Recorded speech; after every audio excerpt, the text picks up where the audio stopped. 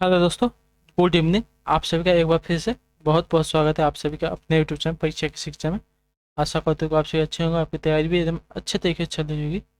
जो बच्चे क्लास में पहली बार हैं, क्लास में नए हैं, देखिए हमारे चैनल पर बीएड परीक्षा 2023 की तैयारी हम आपकी करवा रहे हैं।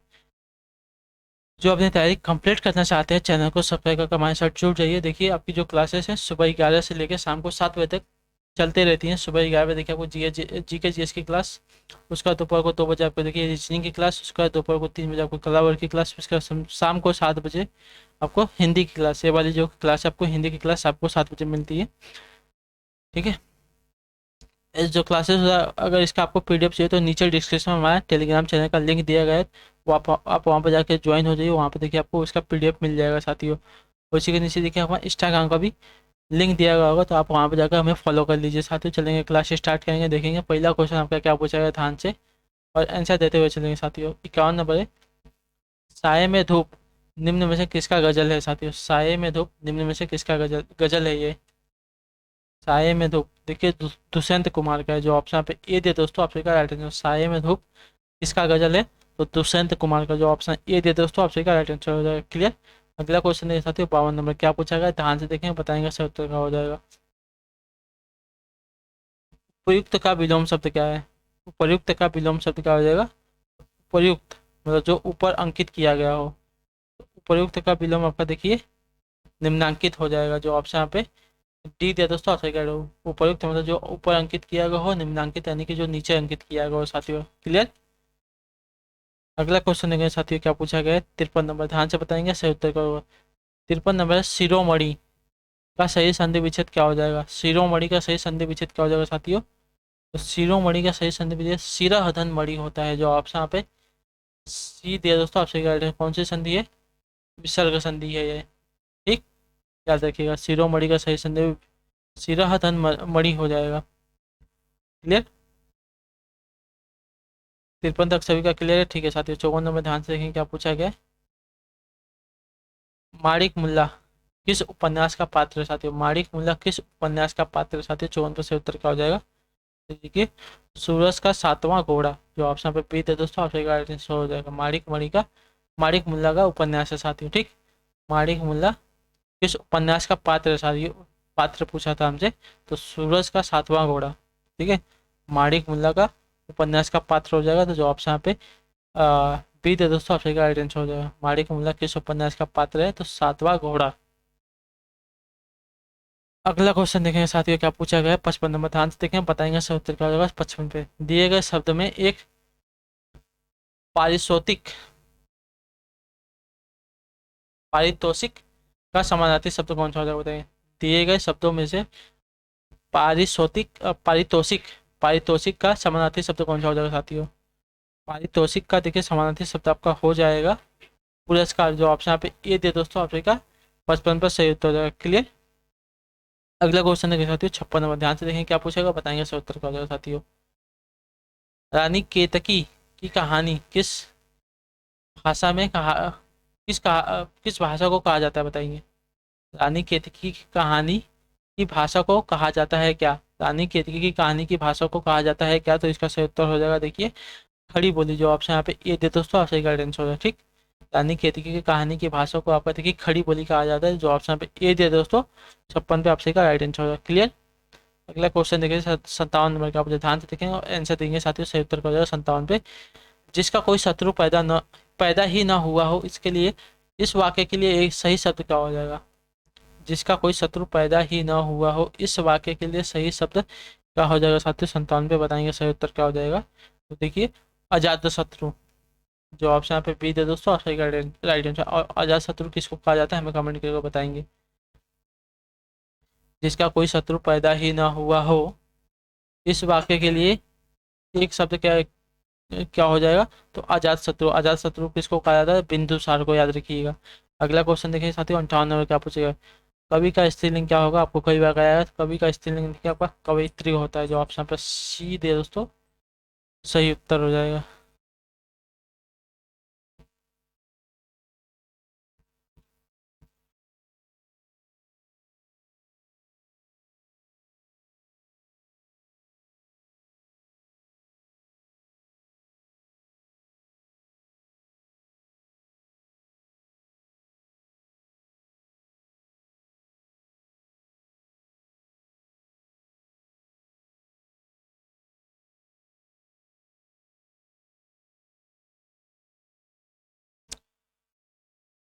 अगला देखेंगे 59 नंबर है, नई कहानी आंदोलन से जुड़े जुड़े रचनाकार नहीं है कौन? नई कहानी आंदोलन से जुड़े रचनाकार कौन नहीं है?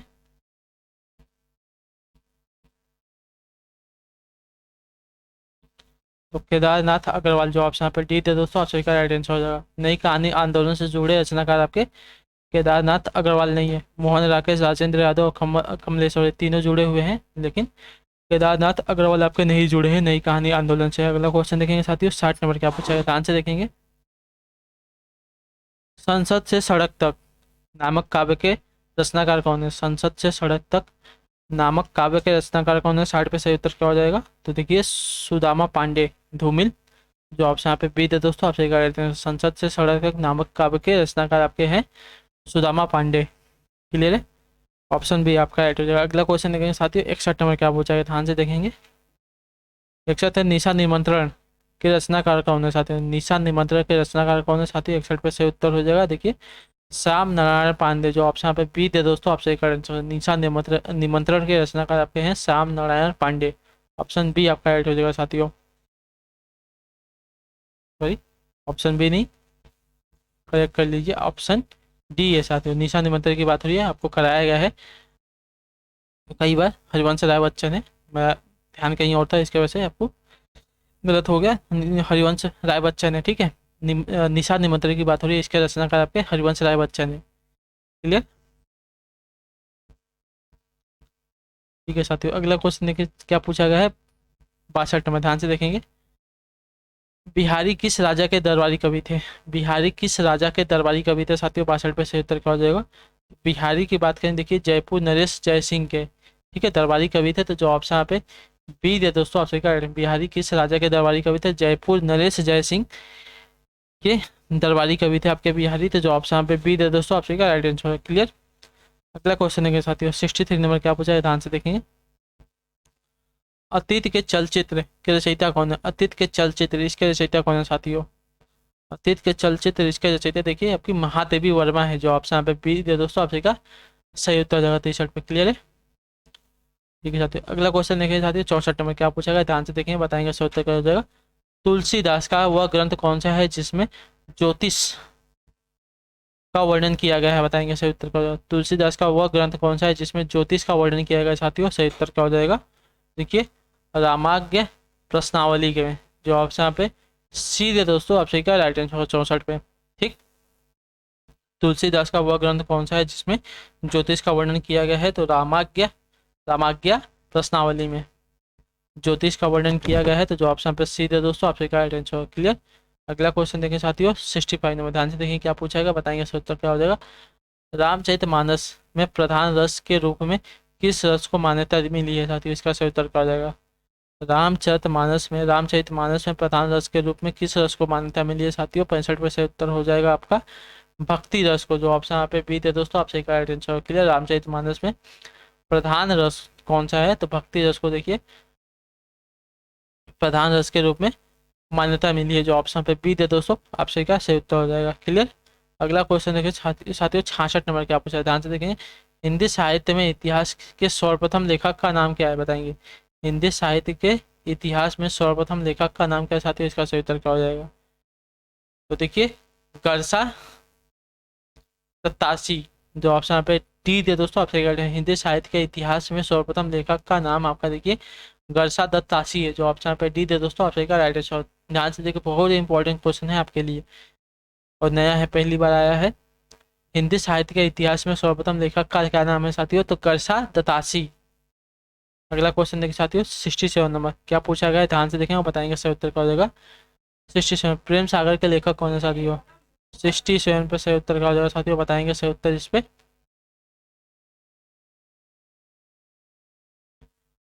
प्रेम सागर के लेखक आपके देखिए हो जाएंगे लल्लू राम जी, जो ऑप्शन यहाँ पे सी दे दोस्तों, सही उत्तर हो जाएगा।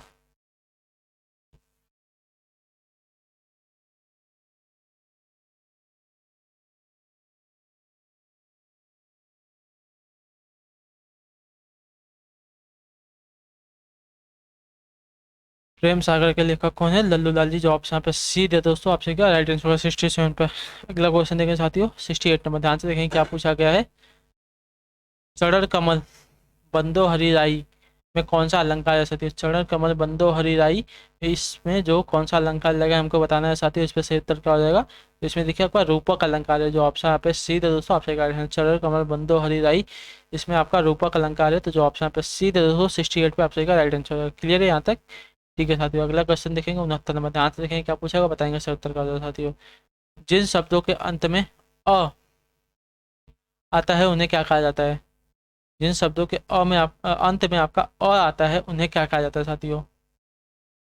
तो जिन शब्दों के अंत में आपका अ आता है उन्हें देखिए आकारांत कहा जाता है, अकारांत कहा जाता है, जो ऑप्शन यहाँ पे टी दिया दोस्तों, और का राइट आंसर। क्लियर? जिन शब्दों के अंत में आपका अ आता है उन्हें देखिए अकारांत शब्द कहा जाता है। क्लियर? अकारांत कहा जाता है। अगला क्वेश्चन देखिए साथियों क्या पूछा गया है, 70 नंबर, बताएंगे इसका सही उत्तर क्या हो जाएगा। सूर्यकांत त्रिपाठी निराला की कविता जूही की कली किसका उदाहरण है साथियों? सूर्यकांत त्रिपाठी निराला की जो कविता है जूही की कली किसका उदाहरण है साथियों? इसका सही उत्तर क्या हो जाएगा?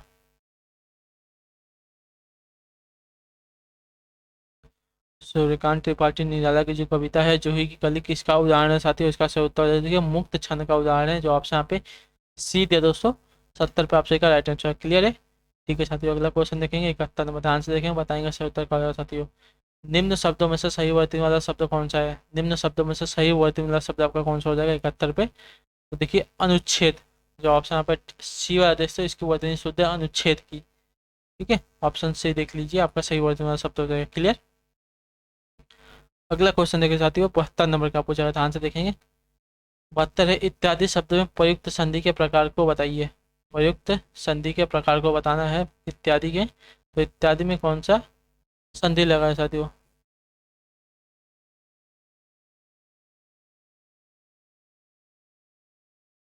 तो इत्यादि, ठीक है, इत्यादि, इसमें देखिए आपका यड़ संधि है साथियों, जो ऑप्शन यहाँ पे ए दिया दोस्तों, ऑप्शन का राइट आंसर। क्लियर? 72 पे आपसे का ऑप्शन नंबर ए राइट हो जाएगा, इत्यादि में आपकी यड़ संधि आती है। इसका संधि विच्छेद आप हमें बताइएगा। अगला क्वेश्चन देखेंगे साथियों क्या पूछा गया, बताने की कोशिश करेंगे। अगला क्वेश्चन है आपका 73 नंबर, ध्यान से देखेंगे, बताएंगे सही उत्तर का साथियों 73 पे। निम्नलिखित शब्दों में से तत्सम शब्द का चयन करना है। तत्सम शब्द इसमें सुमन, नाखून, कौवा, बहाव, इसमें से हमको तत्सम शब्द चुनना है, कौन सा हो जाएगा साथियों? तो तत्सम शब्द देखिए आपका सुमन है, जो ऑप्शन यहाँ पे ए दे दोस्तों, ऑप्शन का सही उत्तर होगा तत्सम शब्द आपका इसमें से सुमन हो जाएगा 73 पे। क्लियर? ठीक है साथियों, अगला क्वेश्चन देखेंगे क्या पूछा गया है, बताएंगे कोशिश करेंगे। 74 नंबर क्या पूछा गया साथियों? 74 है, काव्य के क्षेत्र में प्रबंध शिरोमणि का उपाधि किसे दी गई है, बताइए। काव्य के क्षेत्र में प्रबंध शिरोमणि की उपाधि किसे दी गई है साथियों? 74 पर सही उत्तर क्या हो जाएगा? तो देखिए मैथिली शरण गुप्त को, जो ऑप्शन यहाँ पे सी है दोस्तों, आपसे काव्य के क्षेत्र में प्रबंध शिरोमणि की उपाधि किसे दी गई है? तो मैथिली शरण गुप्त को, याद रखिएगा, जो ऑप्शन यहाँ पे सी है दोस्तों, सही उत्तर हो जाएगा। काव्य के क्षेत्र में प्रबंध शिरोमणि की उपाधि मैथिली शरण गुप्त को दी गई है। अगला क्वेश्चन देखिए साथियों 75 नंबर, ध्यान से देखेंगे क्या पूछेगा, बताएंगे सही उत्तर क्या हो जाएगा।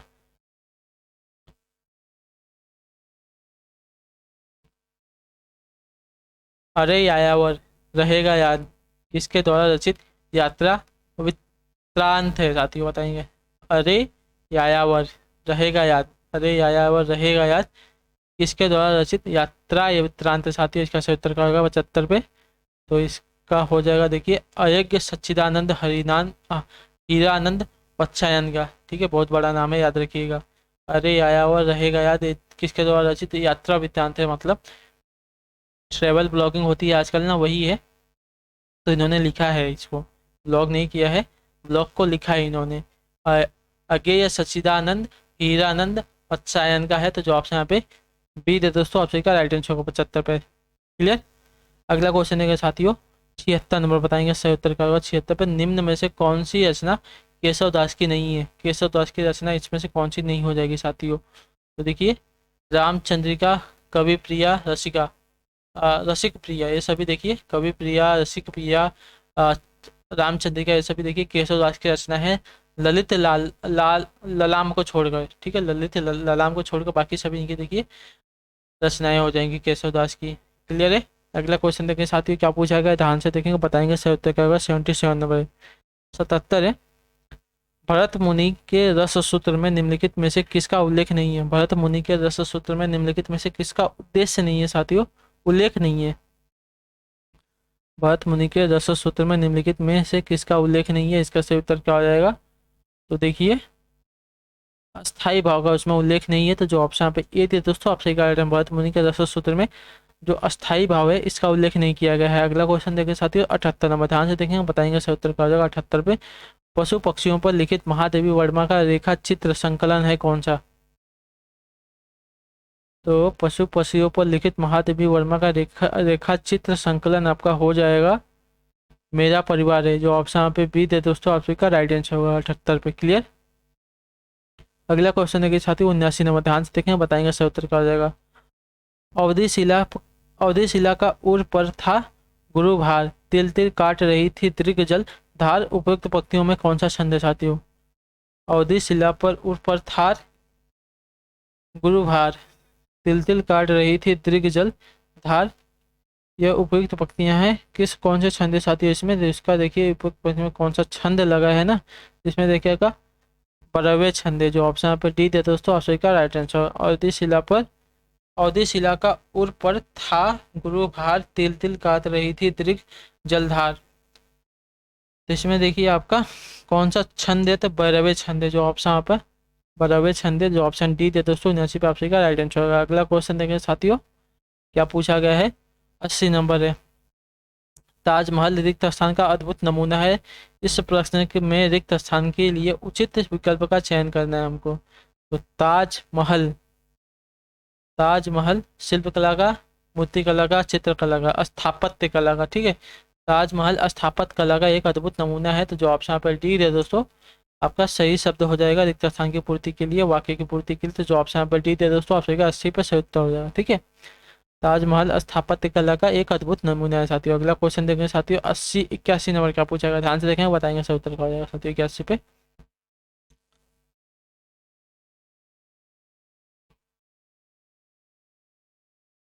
भावों और विचारों को प्रकट करने वाले मानव सुख से निकले ध्वनि संकेतों को क्या कहते हैं साथियों। भावों और विचारों को प्रकट करने वाले मानव मुख से निकले ध्वनि संकेतों को क्या कहते हैं साथियों, इसका सही उत्तर क्या हो जाएगा।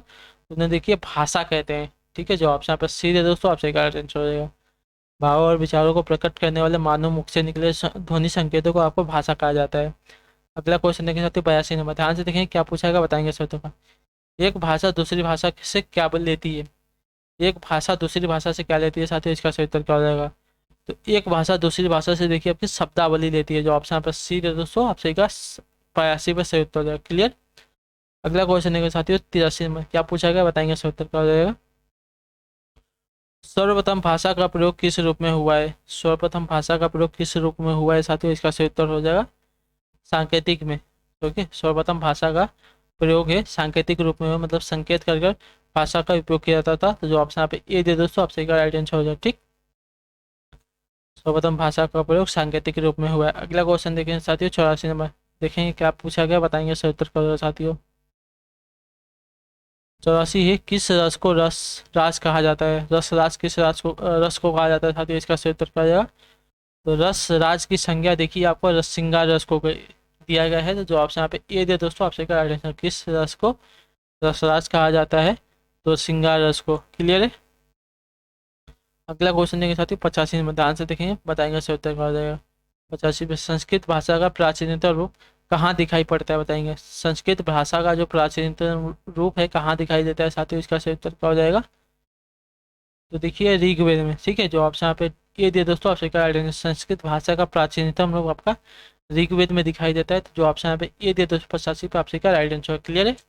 अगला क्वेश्चन देखेंगे 86 नंबर, ध्यान से देखेंगे, बताएंगे सही उत्तर क्या होगा साथियों। संविधान की 8वीं अनुसूची में शामिल की गई 4 नई भाषाएं कौन सी हैं।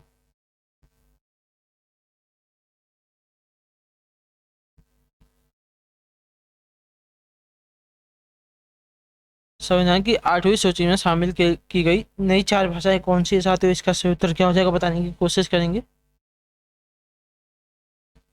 तो देखिए संथाली, मैथिली, बोडो, और डोगरी।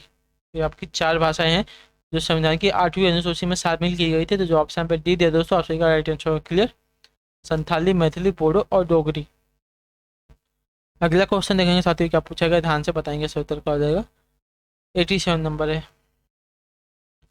भारतीय भाषाओं को कितने प्रमुख वर्गों में बांटा गया है साथियों? भारतीय भाषाओं को कितने प्रमुख भागों में बांटा गया है? तो देखिए 4। ठीक है, जो ऑप्शन यहाँ पे बी दिया दोस्तों, ऑप्शन का राइट आंसर। भारतीय भाषाओं को 4 प्रमुख भागों में बांटा गया है, याद है? ठीक है साथियों, अगला क्वेश्चन देखेंगे क्या पूछा गया है, ध्यान से देखेंगे, बताएंगे सही उत्तर क्या हो जाएगा। 88 नंबर, भारत में सबसे अधिक बोला जाने वाला भाषीय समूह कौन सा है, बताएंगे। भारत में सबसे अधिक बोले जाने वाला भाषीय समूह कौन, भाषीय समूह पूछा है, कौन सा हो जाएगा साथियों? देखिए भारोपीय है। ठीक है, भारत में सबसे अधिक बोले जाने वाला भाषीय समूह आपका भारोपीय है। तो जो ऑप्शन यहाँ पे ए दिए दोस्तों, ऑप्शन का सही उत्तर हो जाएगा 88 पे। अगला क्वेश्चन देखें साथियों, क्या पूछा गया है। 89 नंबर, 89 पे आंसर देने की कोशिश करें, 89 पे सही उत्तर कर देगा। ऑस्ट्रिक भाषा समूह की भाषाओं को बोलने वाले को क्या कहा जाता है, बताएंगे। ऑस्ट्रिक भाषा समूह की भाषाओं को बोलने वालों को क्या कहा जाता है साथियों? इसका सही उत्तर क्या हो जाएगा 89 पे। तो देखिए उन्हें किरात कहते हैं, किरात। जो ऑप्शन यहाँ पे ए दे दोस्तों, अफ्रीका ऑस्ट्रिक भाषा समूह की भाषाओं को बोलने वालों को देखिए किरात कहा जाता है। जो ऑप्शन पे ए दे दोस्तों, 89 अफ्रीका राइट आंसर क्लियर। अगला क्वेश्चन देखिए साथियों, 90 नंबर क्या पूछा है, ध्यान से देखें, बताएंगे सही उत्तर 90 पे। जो जीर्ण शासन भाषीण सोमई कहू कहू सारू जो पालई सही भाव करी सो तरी पावई पारो, इस दोहे के रचनाकार कौन है साथियों? इसका नाम क्या होता है, इस दोहे के रचनाकार का नाम क्या है?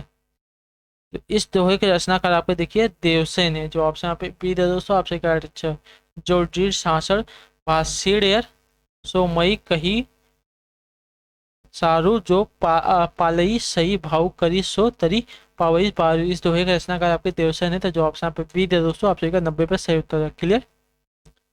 अगला क्वेश्चन देखेंगे साथियों, क्या पूछा गया, ध्यान से पढ़ेंगे, बताएंगे सही उत्तर का हो जाएगा 91 पे।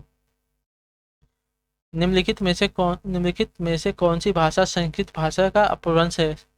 निम्नलिखित में से कौन सी भाषा संस्कृत भाषा की अपभ्रंश है साथियों? इसका सही उत्तर क्या हो जाएगा?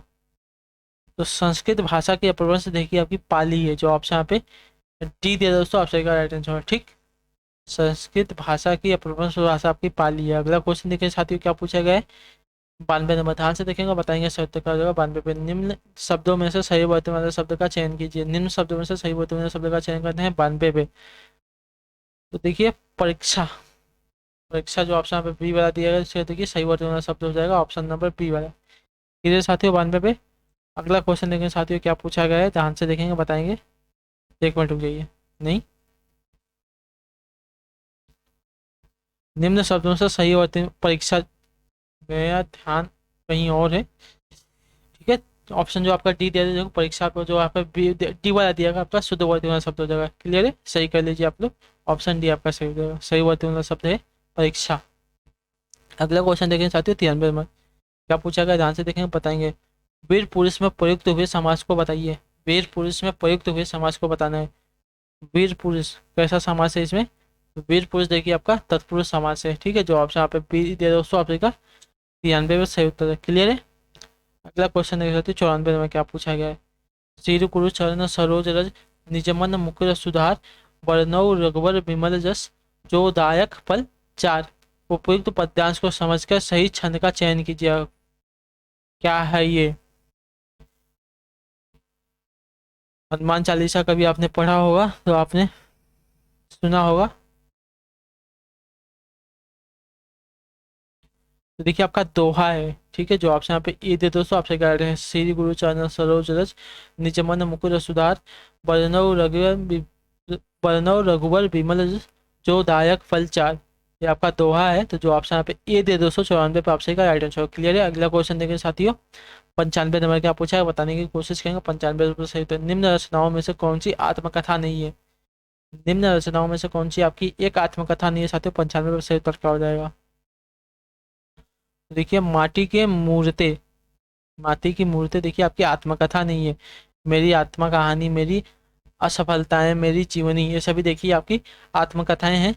जो आपका माटी की मूर्तें हैं, यदि कि आपकी आत्मकथा नहीं है। जो ऑप्शन पर डी दे दोस्तों, ऑप्शन का 95 सही उत्तर है। अगला क्वेश्चन देखिए साथियों, 96 नंबर बताएंगे। अनिल का प्रयोज्य शब्द क्या होता है साथियों? अनिल का प्रयोज्य शब्द क्या होता है? अनिल का प्रयोज्य शब्द देखिए पवन, हवा, वायु। जो ऑप्शन यहाँ पे ये दे दोस्तों, ऑप्शन का राइट आंसर हो जाएगा। ठीक है, अनिल के प्रयोज्य शब्द हो जाएंगे। क्लियर। अगला क्वेश्चन देखिए साथियों 97, ध्यान से देखें क्या पूछेगा, बताने की कोशिश करें। 97 पर सही उत्तर क्या हो जाएगा? कठिन काव्य का प्रेत किस कवि के लिए? कठिन काव्य का प्रेत किस कवि के लिए साथियों? इसको क्या उत्तर है? कवि कठिन काव्य का प्रेत किस कवि के लिए कहा गया है? कठिन काव्य का प्रेत देखिए केशव दास को। जो ऑप्शन यहाँ पर डी दे दोस्तों, आपसे कह रहे हैं कठिन काव्य का प्रेत किस कवि के लिए कहा गया है, तो केशव दास के लिए। तो जो ऑप्शन यहाँ पे डी दिया दोस्तों, आपसे कह रहे हैं कठिन काव्य के प्रेत किस कवि के लिए कहा गया है, तो केशव दास के लिए। ऑप्शन डी आपका ऐड हो जाएगा। अगला क्वेश्चन 98 नंबर आ जाएंगे, देखेंगे क्या पूछा गया, बताएंगे सही उत्तर का साथियों। मुख रूपी चांद पर राहु भी धोखा खा गया, इस पंक्ति में कौन सा अलंकार है साथियों?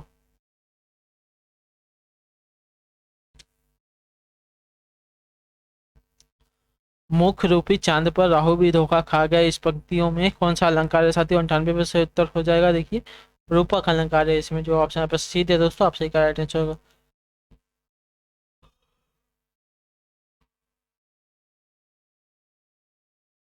मुख रूपी चांद पर राहु भी धोखा खा गया। अगला क्वेश्चन देखो साथियों 99 नंबर, क्या पूछा है, ध्यान से देखेंगे, बताएंगे सही उत्तर क्या होगा 99 पे। वियोगी हरि जी का पूर्ण नाम क्या था? वियोगी हरि जी का पूर्ण नाम क्या था साथियों? 99 पे सही उत्तर क्या होगा, बताएंगे आप सभी लोग। तो वियोगी हरि जी का पूरा नाम देखिए आपका श्री हरि द्विवेदी था। जो ऑप्शन यहाँ पे सी दे दोस्तों, आपसे का राइट आंसर। योगी हरि जी का पूरा नाम श्री हरि द्विवेदी था। जो ऑप्शन पे सी दे दोस्तों, आपसे का राइट आंसर। क्लियर। नेक्स्ट देखेंगे साथियों क्या पूछा गया, ध्यान से बताएंगे सही उत्तर क्या हो जाएगा। 100 नंबर है।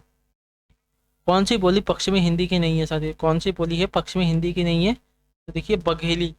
बघेली बघेली जो है देखिए कि पश्चिमी हिंदी की बोली नहीं है साथियों। तो जो ऑप्शन पे डी दे दोस्तों, आपसे का राइट आंसर। ब्रज बोली, खड़ी बोली, बुंदेली बोली, ऐसे देखिए पश्चिमी हिंदी की बोली है। बघेली बोली आपको पूर्वी हिंदी में आएगी। जो ऑप्शन पे डी दे दोस्तों, आप सभी का राइट आंसर है। क्लियर है। तो इसी के साथ जो आपकी हिंदी की क्लास है यहाँ पर कंप्लीट होती है आज की। आई होप कि आपको क्लास अच्छी लगी हो। आपका कोई भी डाउट हो, कोई भी प्रश्न हो, हमें जरूर पूछेगा, हम उसका कमेंट देंगे साथियों, और उसका आंसर देंगे साथियों। कमेंट में आप लोग अपना प्रश्न पूछ लीजिएगा। ठीक। तो जो बच्चे क्लास में पहली बार आए और क्लास में नए हैं, क्लास अगर आपको अच्छी लगी तो प्लीज़ चैनल को सब्सक्राइब करके जाइएगा, जिससे मेरा भी थोड़ा मोटिवेशन बढ़ेगा। हम आपसे मिलेंगे आपकी अगली क्लास में कल सुबह जीके जीएस वाली क्लास में। तब तक के लिए टाटा बाय बाय, जय हिंद, जय भारत। आप सभी का शुक्रिया क्लास से जुड़ने के लिए साथियों। आपसे मिलते हैं आपकी अगली क्लास में।